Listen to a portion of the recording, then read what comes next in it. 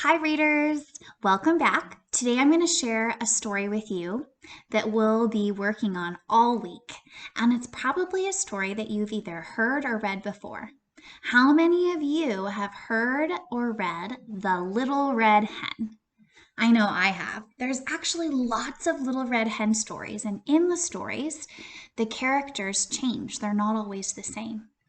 Now, we don't know who the very first person is that wrote this story because the first author thought of the story, but they didn't write it down. They just told people their story, and then other people heard the story and they retold the story, kind of like we do as readers. We retell the important parts of stories that we like and enjoy. Now, finally, someone wrote down the book so that we could read it in a book in a library. And the very first author to write down the story they heard's name was Joseph Jacobs. But the book that I'm going to share with you today, there is no author because the person who made this book and wrote it down knows that it's not really their story. They're just retelling the story. So they didn't want to put their name on it. But there is an illustrator. The illustrator's name is Lucinda McQueen. Sounds like someone's last name in our family. Now, before we look at the front cover and get started, I wanted to show you something that's important in our book. The main character in our story is the Little Red Hen. She's so important that she's the title of the story. And the Little Red Hen wants to make some bread. So she's going to need to find some wheat seeds and grow them and turn that wheat into flour. Now that's usually what you buy at the store to make cake or bread, or maybe some breadcrumbs you would use that's made out of flour. And you can put it on to make fried chicken or on your meatballs for a little texture. Or maybe you make flour pancakes, and that's made out of wheat too. Now my pancakes aren't made out of wheat, but a lot of pancakes are. Mine are called gluten-free, so they don't have wheat in them. But there's a lot of things that we eat that come from wheat. And the Little Red Hen wants to make bread with it. So let's look at the front cover to see the other characters in the story. Who are Little Red Hen's friends? Who do you see? Did you see a cat? Yep, there was definitely a cat in the story. And a dog. There was a dog. In fact, look at that dog. It looks like he's napping on the tree. And the last animal is a goose. And she's wearing that purple apron. So let's get started. And remember, as we read this story, just like our Rainbow Fish books, the author of the story, the first person to tell it, wrote this story or thought of it to teach the reader something. So a lot of stories that people tell you, like maybe your grandparents or books that you read, were written to give kids and parents a message about what we can do as humans. So what is the author's message in this story? What can we learn from the characters? The Little Red Hen. Once upon a time, lots of stories start that way, don't they? Do you learn about the world book say Once Upon a Time? Nope, so that's a hint. I know that this is a storybook. Once upon a time, there was a little red hen who shared her tiny cottage with a goose, a dog, and a cat. Look at their cottage. They lived together. The goose was a gossip. Gossip is not a very nice thing. It means you like to talk a lot, but sometimes you talk about other people and you don't always say nice things. She chatted with the neighbors all day long. The cat was very vain. Vain with a V. I wonder what that means. Let's keep reading and see if we hear some clues that might tell us what the word vain means. She brushed her fur, she straightened her whiskers, and she polished her claws all day long. It looks like she's doing a lot of things to take care of herself. Vain, though, is when someone cares so much about how they look that they never want to get dirty. And they're always looking in the mirror. Do I look okay? Do I look okay? That's being vain, so it's not a very nice word about a person. The dog was always doing what? Sleeping. He napped on the front porch swing all day long. Hey, I had an opinion writer last week that wrote about a problem of leaving food out in your house because ants might come or it might start to smell. It looks like the dog needs to read your story, writer. The little red hen ended up doing all of the work around the house. She cooked, she cleaned, she washed the clothes, she took out the trash, she mowed the lawn and raked the leaves. She even did all of the shopping. Wow, readers, I'm thinking Little Red Hen is a really hard worker, but I wonder how she feels that none of her friends are helping out. How would you feel if you had to do all of the work in your house and no one helped you? I might not want my friends living with me if they didn't help out. One morning, on her way to the market, that's also kind of like going to the grocery store or farmer's market, the little red hen found a few grains of wheat, little tiny wheat seeds. She put them in the pocket of her apron. When she got home, she asked her friends, "Who will plant these grains of wheat?" Do you know what they said? They don't want to help. So this is what they say: "Not I." That sounds so silly. Sometimes books make characters talk in a different way than you and I would talk in person. If I asked you if you wanted to help me plant these grains of wheat, you would say, "No, thank you," or "I don't want to." But the book is saying, "Not I." That's what makes book language a little bit different from how we talk in real life. "Not I," said the goose.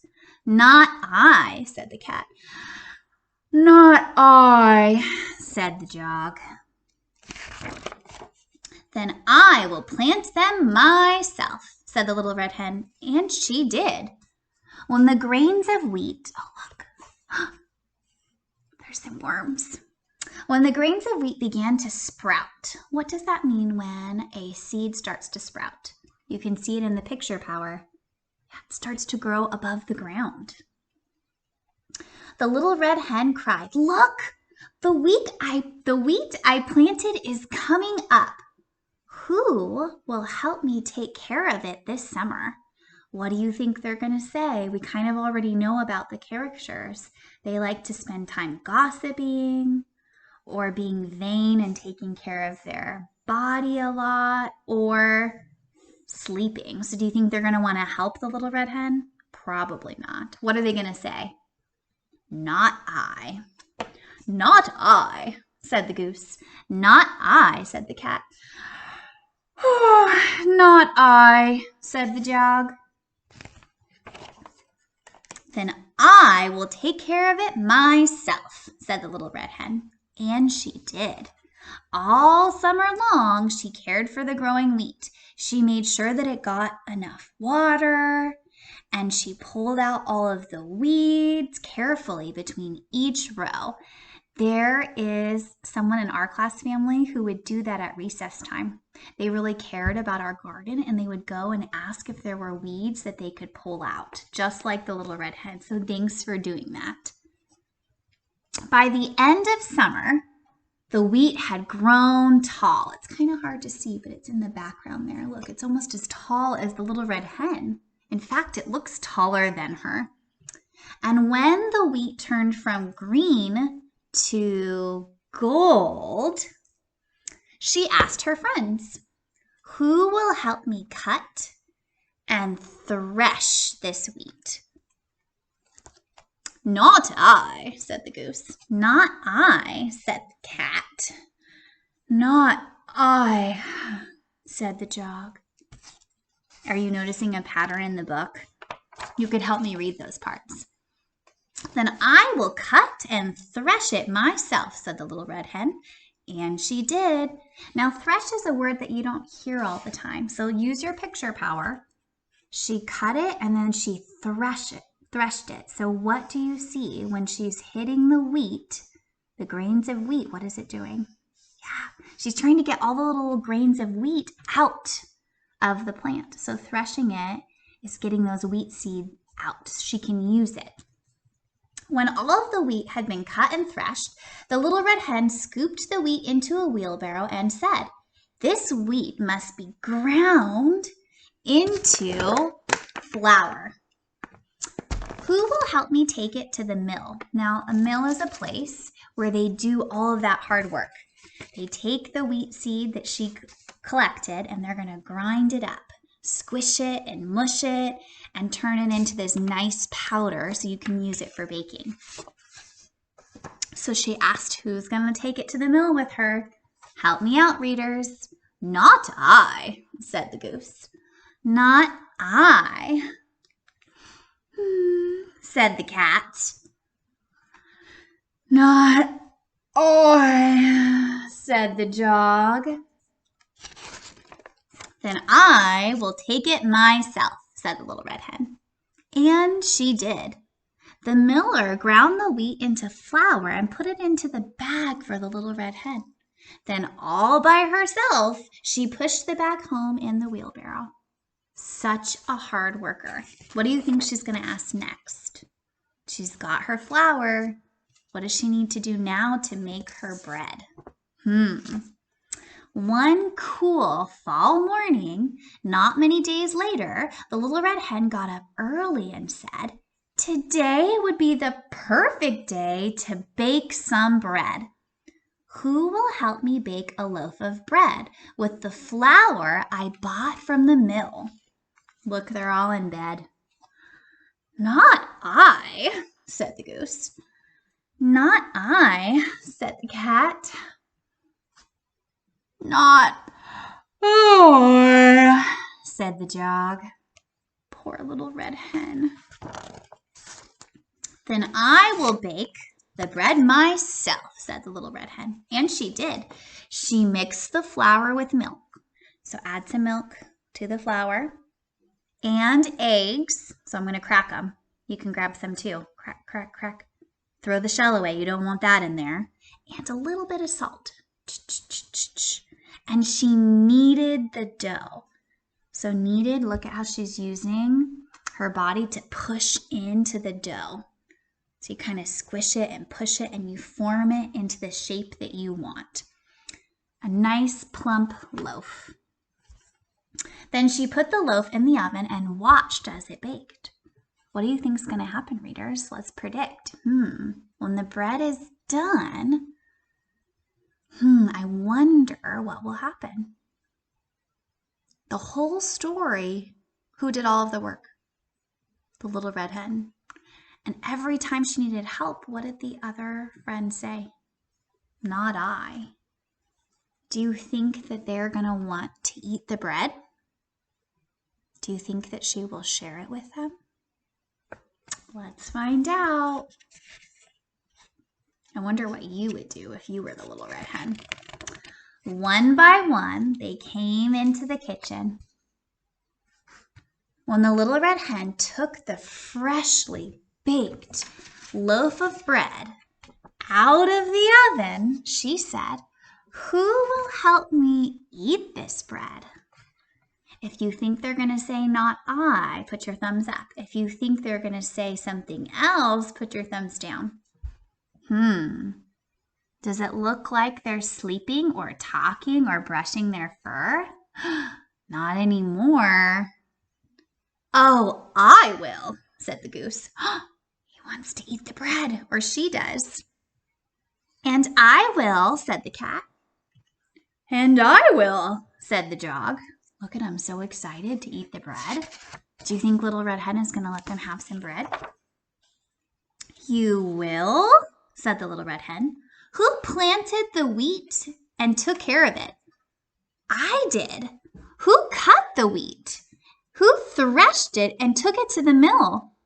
"I did." "Who brought the flour home and baked this loaf of bread?" "I did. I did it all by myself. Now I'm going to eat it all by myself." And that is exactly what she did. Reader, so what can we learn from this story? What did the little red hen do when the bread was done? Did she share it or not share it? She didn't share the bread. Why not? That's not really kind. Why wouldn't she share the bread? Did any of her friends help her make the bread? So I wonder what this story is trying to teach us. Maybe that we need to work together and help each other out, especially if we want something yummy like bread, right? We need to pitch a hand in. I know that you guys are not going to be like Little Red Hen's friends, and you're going to help out at home with your family because you already do it in our classroom all the time. You see a math workshop station that's a mess on the ground, and even if you didn't play with it, you work hard to clean it up for our class family so that we can go to lunch. It's kind of like something we want to do. They wanted to eat bread. They need to help with the work to have something that you like and enjoy. So today, maybe you could retell this story. People in your family could be the different characters in the story. Maybe you want to be the dog, or maybe you want to be the goose, or maybe your mom or your dad want to be the little red hen or the cat. And you could act out all the parts of the story of making the bread. And remember, you get to say, not I, until the very end when everyone says, I will. But of course, the little red hen's not going to share. She's going to eat it herself. Now, I want to know what you would do if you were the little red hen. Would you not share the bread because nobody did the work? Or would you still share it? You get to decide because you're going to be the author of that story. So you can let me know, what would you do if you were the little red hen? And tomorrow you're going to listen to a different version of the little red hen because like I told you, lots of people like to change the story. And sometimes the characters are the same and sometimes the characters are all different. So have fun this week learning about the little red hen, and I will see you tomorrow, readers.